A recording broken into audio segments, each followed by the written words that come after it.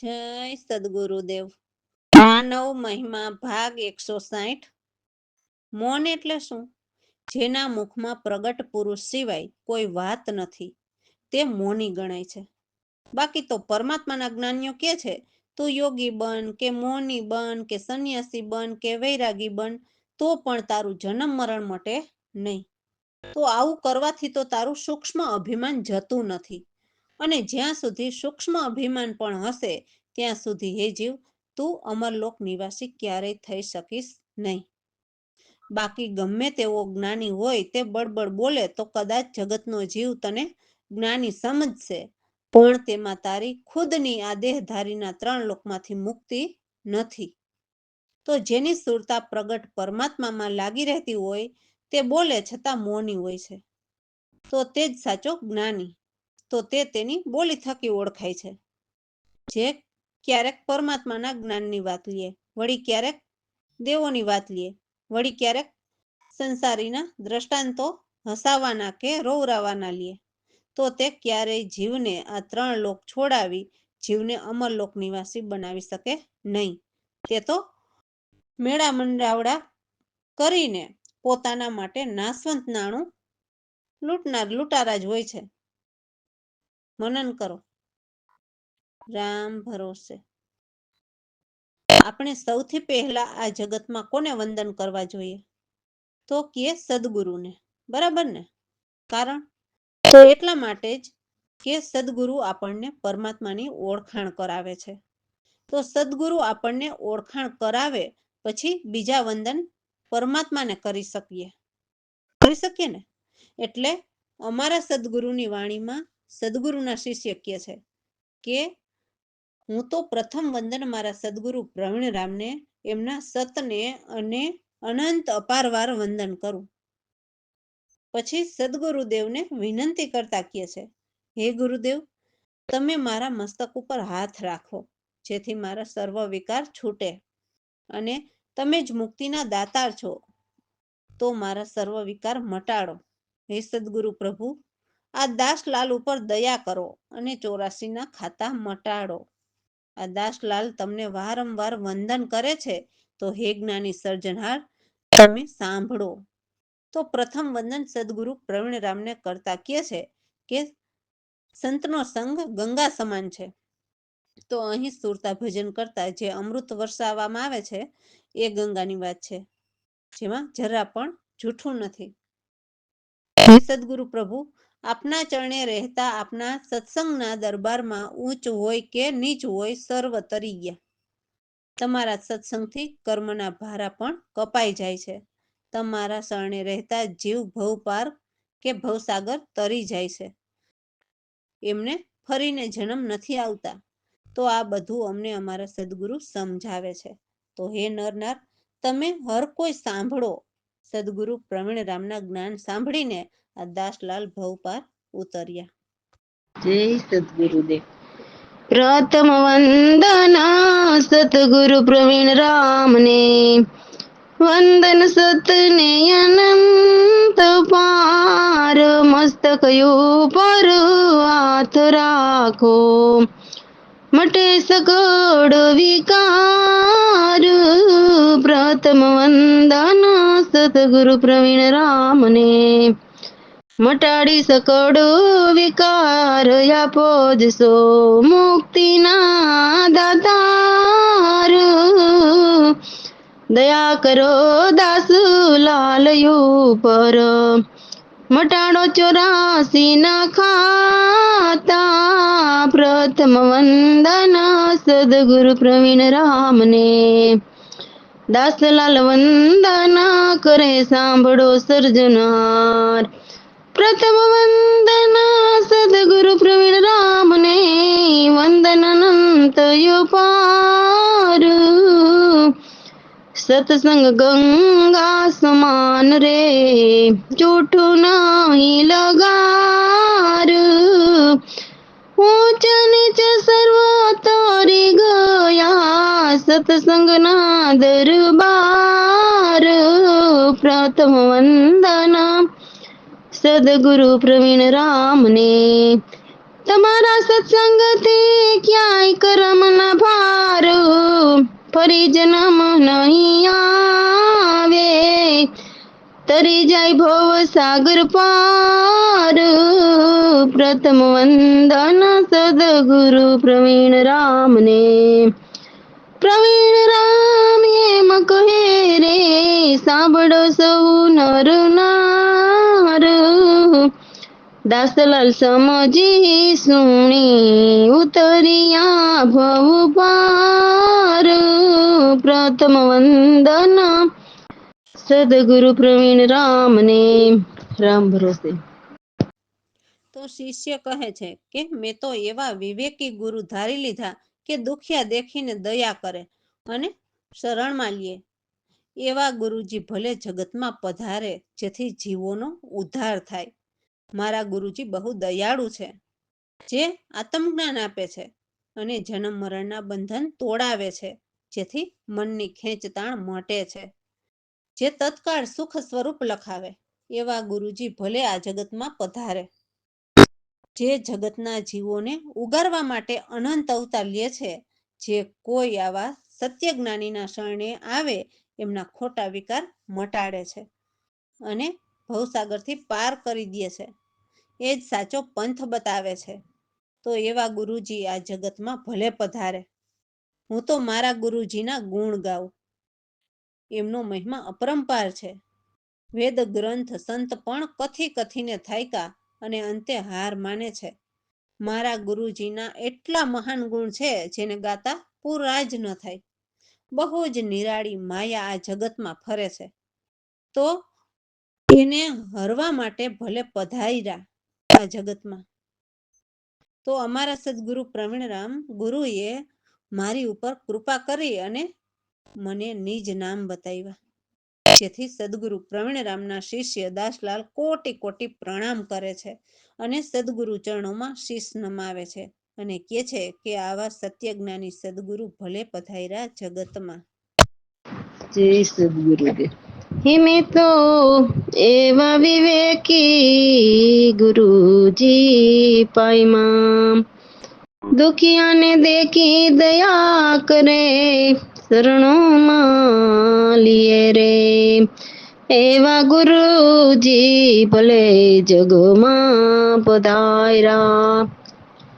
એવા ગુરુજી ભલે જગમાં પધાર્યા. મારા ગુરુજી બહુ દયાળુ, આપે આત્મજ્ઞાન.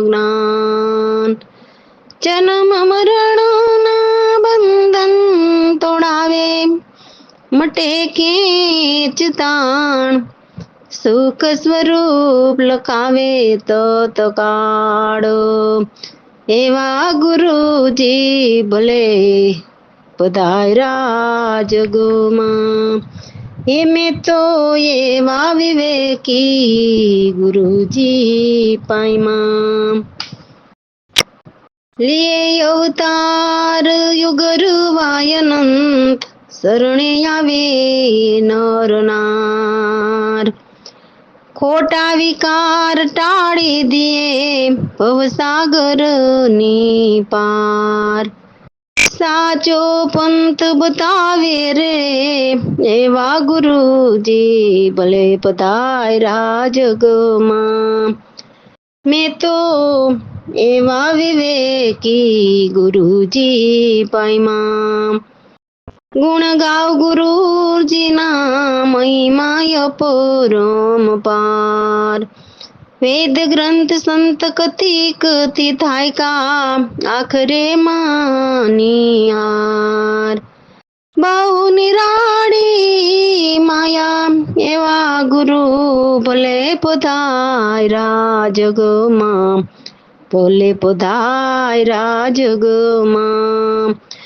મેં તો એવા વિવેકી ગુરુજી પાઈમાં, પ્રવીણ રામ ગુરુએ કૃપા કરીને દીધા અટલ નિજ નામ. દાસલાલ પરમ સદગુરુના કોટી કોટી પ્રણામ. ચરણોમાં શીશ નમાવ્યા, એવા ગુરુજી બોલે પધાર્યા જગમાં. એવા ગુરુજી બોલે પધાર્યા જગમાં.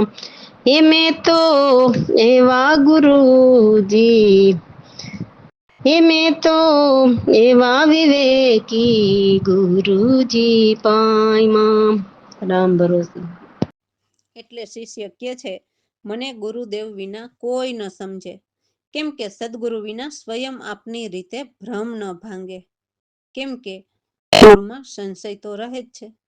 સદગુરુ તો સાચા ત્યાગી બનીને વનવન ડોલે છે, છતાં એમના ચિત્તમાં ચંચળતા ન આવે. જ્યાં સુધી સદગુરુ પાસેથી આપણને સાચું જ્ઞાન ન મળે, ત્યાં સુધી સદગુરુ વિના આપણા ચિત્ત તો જ્યાં ત્યાં ભટક્યા કરે અને અનેક વિદ્યા ભણે, ગ્રંથ વાંચે, પણ મનના ભ્રમ જાય નહીં. ભલે ને સારી વિદ્યા ભણી લે, પણ સદગુરુ વિના અવિદ્યા ન મટે. અવિદ્યા મળવાનું એક જ કારણ છે કે ગુરુ ભક્તિ હૃદયે ન ઠહેરાવી. ભલે ને તમે બીજા અનેક ઉપાય કરો, પણ એ બીજા અનેક ઉપાયથી કંઈ જ ન વળે.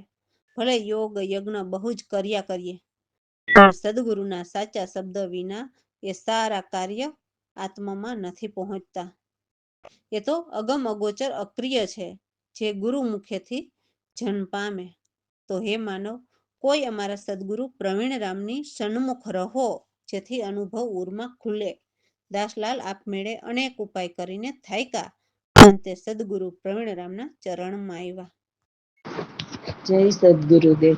મને ગુરુદેવ વિના કોઈ ન સમજે, સ્વયં કરમ બ્રહ્મ ના ભાંગે, સંશય રહે યુરમાં. મને ગુરુદેવ વિના કોઈ ન સમજે, ત્યાગી થઈ વન ડોલે, ચિત સંચળ ન થાય. મને ગુરુદેવ વિના કોઈ ન સમજે, ચિત જ્યાં ત્યાં ભટક્યા કરે, જ્યાં સુધી સાચું જ્ઞાન મળે નહીં. મને ગુરુદેવ વિના કોઈ ન સમજે, વિદ્યા ભણે અનેક ગ્રંથ, મનના ભ્રમ ન જાય સારી. વિદ્યા ભણી લઈએ તો એ અવિદ્યા ન મટે. મને ગુરુદેવ વિના કોઈ ન સમજે, અવિદ્યા મળવાનો એક જ ઉપાય, ગુરુ ભક્તિ હૃદય ન ઠેરાય. બીજા કરો કને કયું ઉપાય બહુ, એનાથી કઈ ન થાય. મને ગુરુદેવ વિના કોઈ ન સમજે, યોગ યજ્ઞ બહુ કર્યા કરીએ, પહોંચે નહીં આત્મામાં. એ તો યગમ્ય ગોચર યકરીયો, ગુરુમુખ જન પામી. મને ગુરુદેવ વિના કોઈ ન સમજે, સદગુરુ પ્રવીણ રામની સન્મુખ રહો, અનુભવ ખુલ્લે યુરમાં.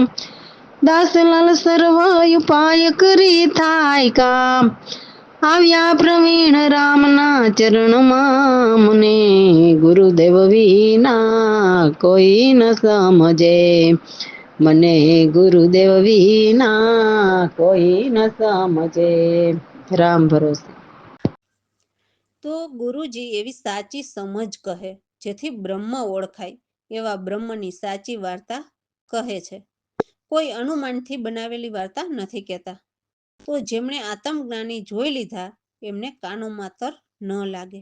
એટલે એક જ અક્ષરથી સારી રચના છે, એને કોઈ કાનો માતર નથી.